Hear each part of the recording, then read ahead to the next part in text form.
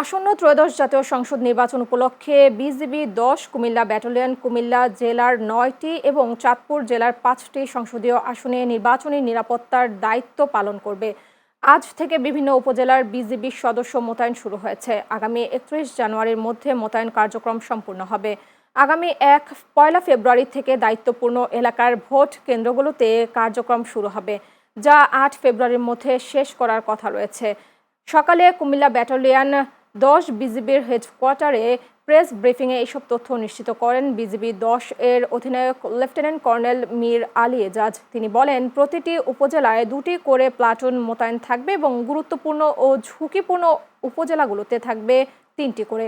সব মিলিয়ে ২২টি উপজেলার মোট ৪৭টি প্লাটুনের মাধ্যমে প্রায় ৭৫০ জন বিজিবির সদস্য কুমিল্লা ও চাঁদপুর জেলায় দায়িত্ব পালন করবেন।